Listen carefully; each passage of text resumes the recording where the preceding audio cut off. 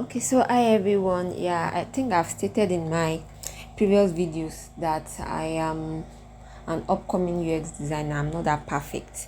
So this is my design of the Coursera app. When you log into Coursera, yeah, these are the interfaces. I don't know if interfaces is correct that you would interact with. Yeah.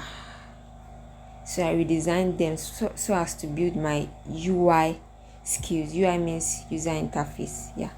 So that's why I'm redesigning apps. I have some apps like food apps and agro apps, but I'm not done with that yet. But just to build my UI skills, that's the reason why I'm redesigning the Coursera app. Yep.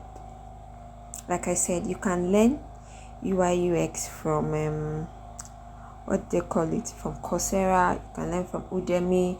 You can learn from Side of Sue. Yeah. Bye.